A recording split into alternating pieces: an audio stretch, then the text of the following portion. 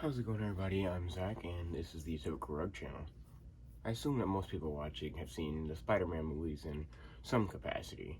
Well, do you remember the company Oscorp from the Spider-Man movies? Well, today we're talking about their real-life counterpart, DTE/Consumers Energy. Last February, an ice storm swept across the Midwest, leaving thousands without power. But where was DTE Energy to be found during this time of crisis? Nowhere. In Redfern Township alone, over 700,000 Michiganders lost power during the storm. Utilities gave a statement saying they're working reliably to address issues with outages by increasing tree trimming and upgrading infrastructure. But advocates say that new laws and policies are needed to hold utilities accountable and protect ratepayers. Some lawmakers and advocates say that the millions of dollars in utilities that the utilities have spent to influence the process in political advances in legislation is what's putting up these roadblocks for any advancements to be made in the way of addressing new policies to hold these utilities accountable. The influence by these utility companies can be seen in places like Michigan's recently passed clean energy legislation, which was noted for having outage credit penalties for utilities that met reliability standards.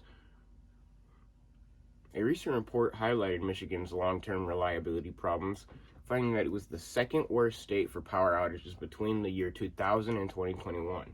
Another report found that Michigan was the fourth worst state for restoration time following an outage in 2021. Taking the longest to restore power among Michigan investor-owned utilities, DTE ranked dead last.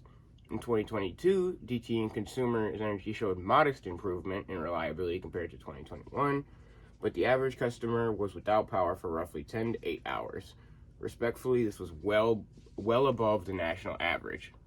There have been also several accusations against DTE and Consumer Energy of frugal spending. Michigan Attorney General Dana Nessel said this at a February 22 meeting. Consumers Energy failed to articulate the degree of customer burden for their spending, does not focus enough on reliability improvements, and does not include accountability measures should they fail in their commitments. This was at a February 22 Taking Back Our Power coalition.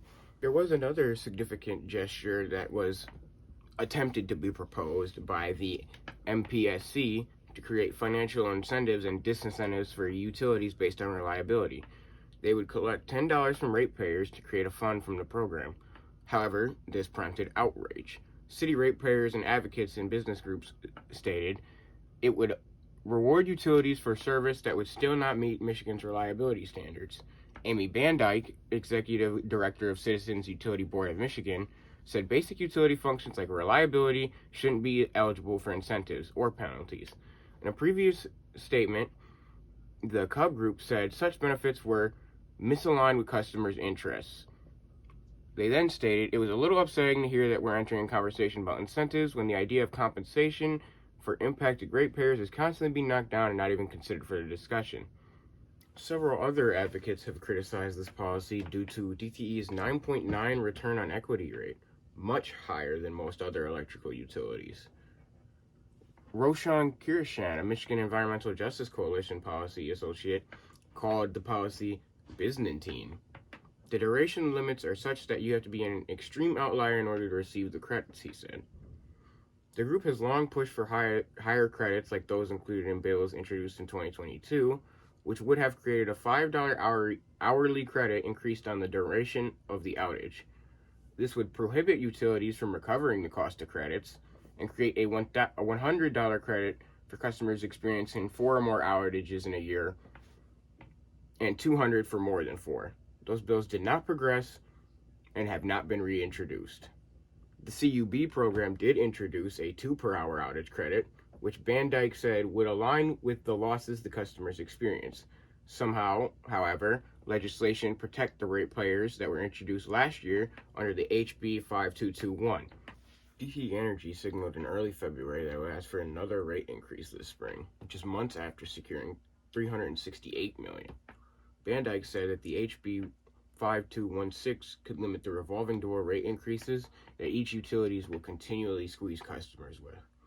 According to recent data from the Watchdog Energy Group, 120 of 148 Michigan state lawmakers took money from political action committees affiliated with DTE or Consumers Energy. These PAC groups sent a total of $329,000 to Democrats and $235,000 to Republicans. These donations often arrived as lawmakers were demanding accountability.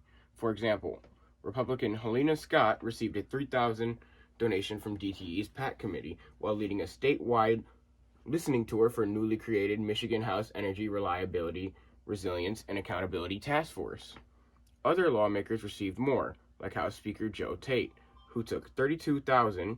Neither Scott nor Tate has a request to comment for DTE. Two bills were introduced last week, the HB 5520 and the HB 5521. These allowed a ban on dark money contributions to political organization campaigns by any electrical or natural gas company. When giving a statement, the judge said, "It is cheaper for them to spend money on influencing us in Lansing than it is for them to actually update their systems. They only have to spend a few $1,000,000 to get a return on investment in the billions." DTE defended its political standing in a statement to Planet Detroit. "We owe it to our customers' employers to support candidates for public office that help us meet our purpose of providing a safe, reliable, affordable, and clean energy for the 3 million plus residents and businesses that we serve every day." DTE also said it would invest $9 billion over the next 5 years in its 4-point plan, which includes tree trimming, rebuilding older portions of the grid, and updating infrastructure and installing smart grid technology. On February 8th, DTE Chairman CEO Jerry Norsha said circuits that received upgrades in the first half of 2023 experienced 33% fewer outages. Consumers Energy spokesperson Brian Wheeler also said shareholders, not customers, paid for the company's political spending. This was disproven by Amy Bandyke. The revenue comes from all customers, adding that the company's return on investment is excessive. Research and communications managers from the watchdog group Energy and Policy Institute questioned if there was any political will to advance the legislation to protect ratepayers. "It's not a coincidence that DTE spends a lot of money in Michigan's politics, and then that we end up with policy outcomes that are criticized and overly differential to those of the customer." This was something that I just kind of had a bit of a personal vendetta against and wanted to make sure you guys knew about. I mean, a few weeks ago I was downtown and the DTE building was like a bright glowing red. You can't tell me that's not Oscorp. These motherfuckers are literally Oscorp. But until next time, I'm a typical rug. Thanks for watching.